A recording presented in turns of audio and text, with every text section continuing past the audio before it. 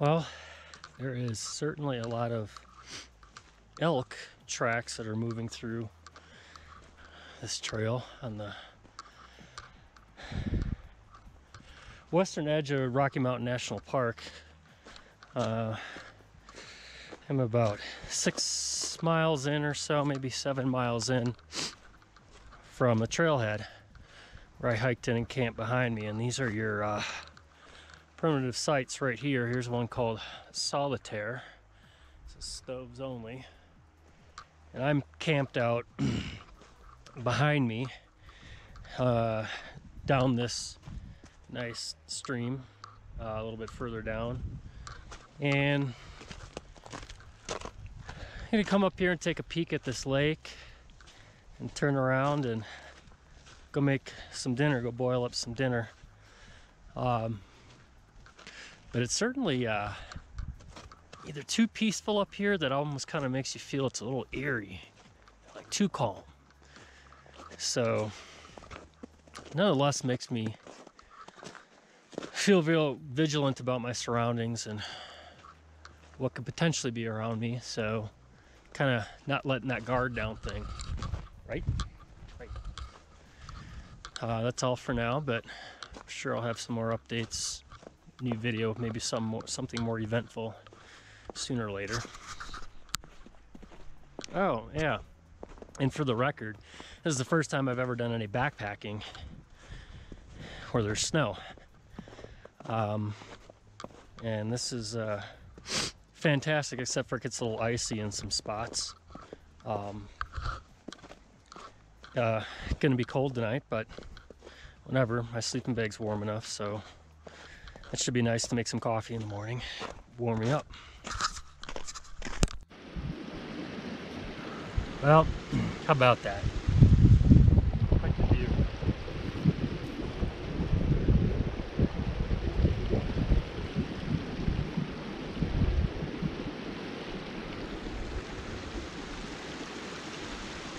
Getting a little chilly up here though. I think I better head back down to camp and make some dinner.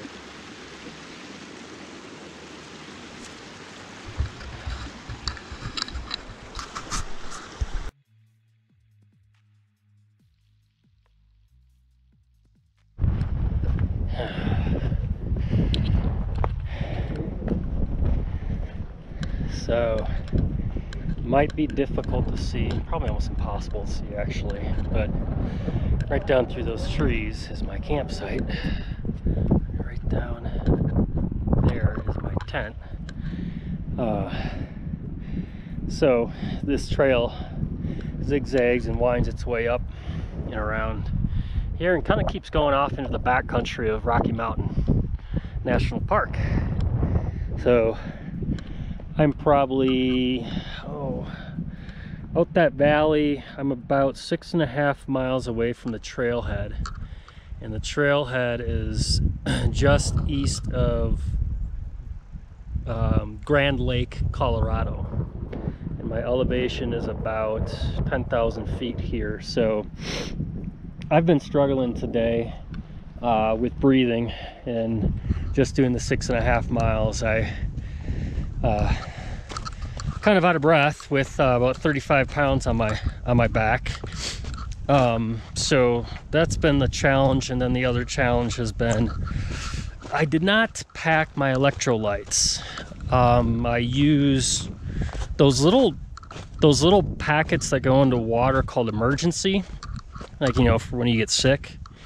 I add that to my water, and I usually pack those and hike with those to keep my legs from cramping up. So probably right at about the 9,500 feet mark or so, my legs just started cramping up, and that was not fun. So I'm hoping tomorrow on my way out back to the trailhead that I don't encounter those issues. I did have a little bit of electrolyte water from my aunt, so that got me through it, and I certainly don't want to encounter that by myself on the way out. So wish me luck.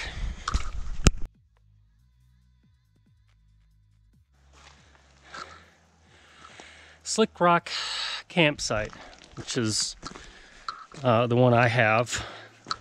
And I got to show you this, that how far off the path it is and how remote it is. And you follow these red markers on the tree like that to get back to where your campsite is, albeit with a little traversing and a little bit of zigzagging here.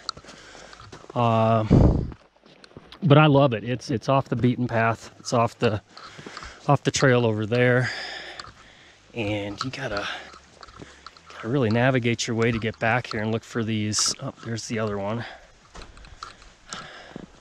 Red marker there. So then I follow this one. Really hard to see. It's on the back side of a tree. And these downed branches, I guess, sort of guide your way to the next rock cairn. There's one right there. Keep following that. Here's a red marker on the tree. Keep following that. This looks like a footpath of sorts. But when I first came back here, I was like, where in the hell is this going? Am I going in the right direction to find this campsite off the trail? And oh, there's a rock cairn right there. So I take my turn and I step up over here and I see what appears to be log benches and it's a flat spot. Here's my tent. And these sites are, once you actually get to them, are all marked with, I guess, a little similar national park plaque, which is that one hidden behind the tree right there. So, yeah, it's a great spot to camp. And of course, I was just up on that ridge, that rock outcropping right up there, where the trail zagged around and went off up into the canyon. Now it's time for some dinner. Well, that's all for now from this campsite. It was a beautiful spot, and it was very, very cold last night, but I managed, and now I'm going to hit the trail. Let's see how far down that water is. That probably would have been closer for me to get water over there than walk all the way back to the entrance of this campsite. But I've got, I think, maybe 6.5 miles out here, down that way to out that valley. So got my lunch there, ready to go. And there's a lake down there that I'm going to pass in a little bit and just keep on going to the trailhead. But that's all for now. Time to get moving.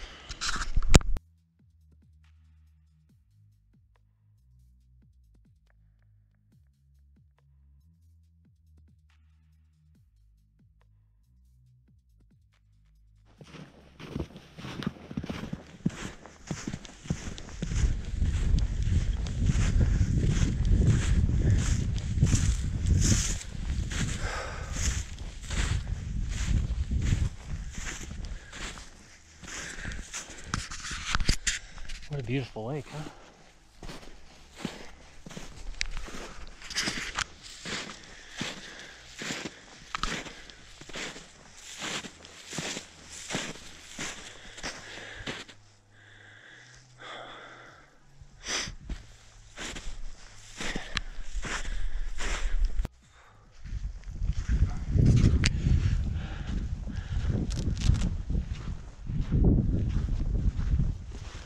This one seems pretty shallow. Let's see if there's a name for this little lake on my map.